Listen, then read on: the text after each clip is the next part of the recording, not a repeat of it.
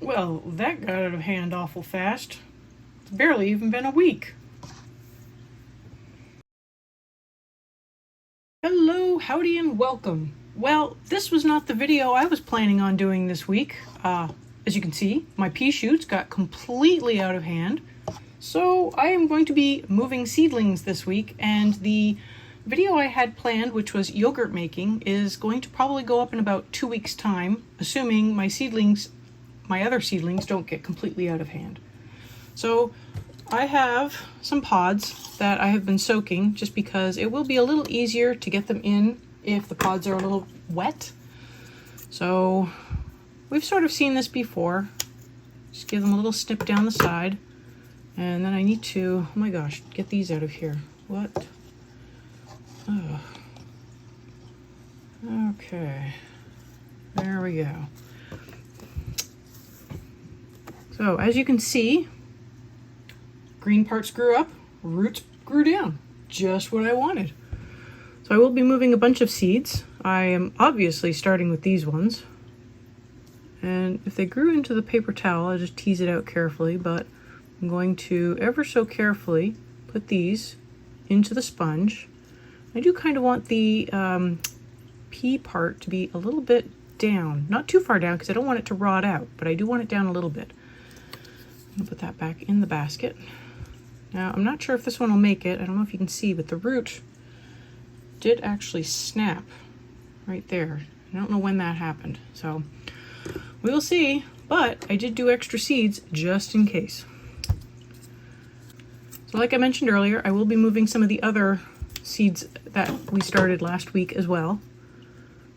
And I have been doing some outdoor harvesting with the tomatoes and various other things in the garden. So for those, I've actually been saving them aside in the freezer because I don't quite have enough to do a big batch of anything. And this year, since I did actually have a lot of tomato product, you know, like crushed tomatoes, tomato sauce, that kind of thing, I was thinking of focusing on doing tomato paste. So let me know below if you want to see a video on making tomato paste. We can learn to do that together.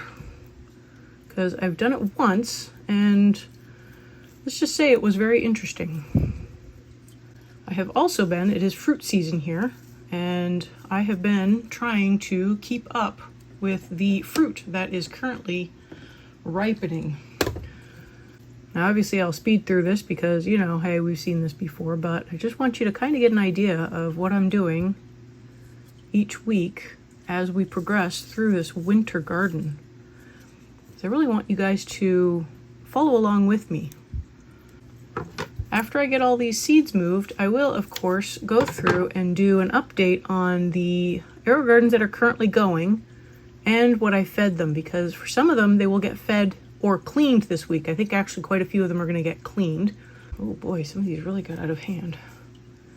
Okay, here we go. Last one. And then I will move on to the next set of seeds. Oh, see, this one grew into the napkin a little bit too. There we go. Boy, that is quite the root structure.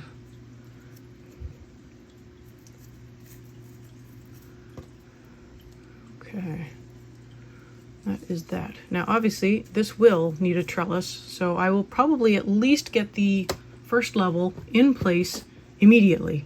After that, we'll see. I mean, it should take all 3 trellises, but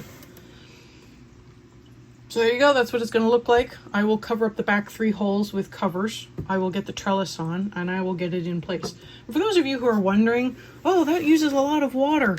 Actually, whenever I run a shower in a bathtub, I save the water that comes off in a bucket, and I just use that to top off Aerogardens. There's nothing wrong with the water. I'm just waiting for hot water to come.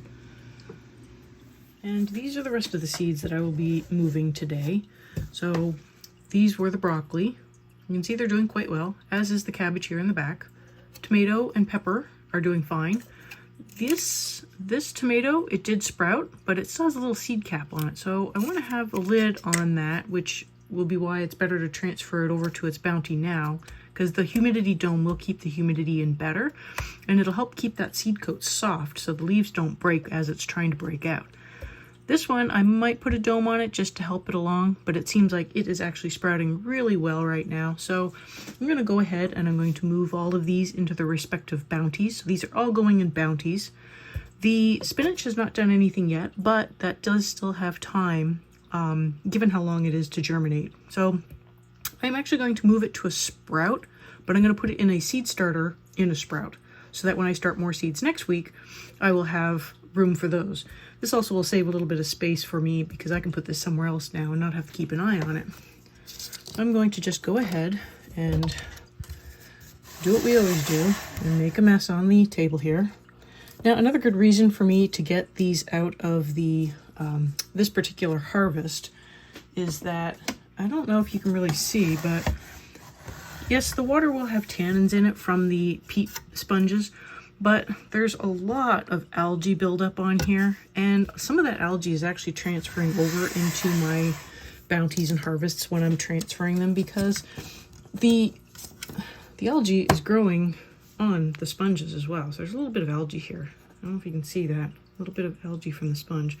So that does get transferred over, and it does cause a little bit of algae problems, you know, in the respective Aerogardens that they're going into. So I do want to get this a really good cleaning. I'm going to give it a bleach cleaning, and that will be, it's 5 minutes of bleach and then 5 minutes of water.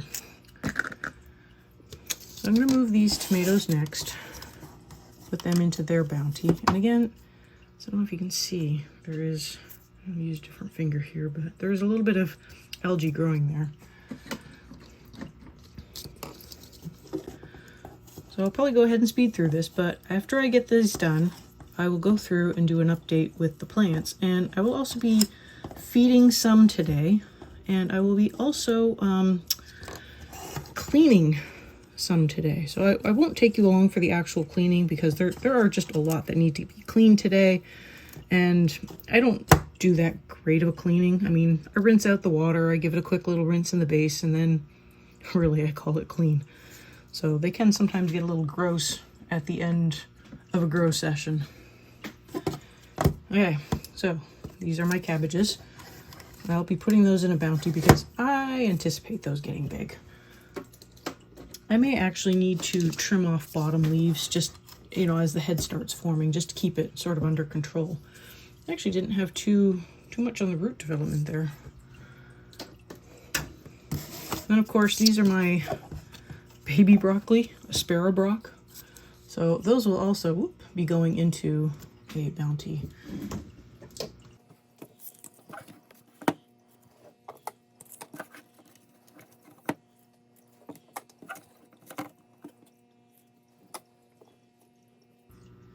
Had this one root got away from me. I have to be a little more mindful of those roots. I don't want those sticking up in the air too much. Okay, and then like I said, we have a sprout with a seed starter in it. So I'm going to move these to the sprout, and then I can give this a really good cleaning and not have to worry about transferring any algae, or hopefully not worry about transferring any algae for the next little bit. So that'll just be that for now. And then just to kind of show you what's going on. So that's the Asparagus, the baby broccoli. I sort of spaced them about as evenly as I could, which for a bounty is pretty much straight down the middle. This is how the cucumber leek and green bunching onions are doing. They're doing pretty good. This one's due for a cleaning today, and I will be giving it a full feed. So, and I'm pretty close to having to move that hood up, but I want to keep it somewhat low because I still want the celery to get the benefit of the low light. Got some sweet potato slips. This is the cabbage. I thought about putting them on the ends here, but I decided I didn't want them interfering with the bounties that are beside it. So I'm going to try doing this orientation. It's not quite as far apart as I could possibly get it, but it's far enough apart that it hopefully won't interfere with the stuff beside it. And then this is how the celery is doing. It's doing really good as well. So, and then right here, this is how I've got my peppers laid out. And hopefully they'll be okay. This one in the back might interfere with the hood pole, but I think it'll be fine. And then tomatoes, I'm putting those as far apart as I can. So we'll see how this one does. Hopefully the humidity dome will keep the seed coat soft, so it will pop off nicely without destroying the little leaves. So here's the cumin. It's doing quite well. You can see that there's 2 in some pods and 1 in others. We'll have to raise the hood on it soon, but we're not quite there yet. Here we've got the parsley. I'm going to replace those empty pods that didn't grow with some basil. So at least I have some basil for, you know, whatever I want basil for, pesto, whatever. I'll probably shuffle those around so that all the parsley is to one side and then I'll have all the basil to the other. The lettuce, I'll put a picture up showing that I've already harvested a little bit of it, but here's how it's looking. It's looking great. Tasted great. And the cumin, again, I had to raise the hood a little bit. I have been harvesting from it. It's looking pretty good too, although I've got a little bit of red coming in on the leaves, so. In case you're wondering, I do like to take the water and dump that on houseplants whenever I do changes, so the water doesn't go to waste. If you found this video useful, why don't you share and like it so other people can also find it? I'd love it if you'd hit that subscribe button to stay informed of when I have the next video coming up. And until next time, happy growing!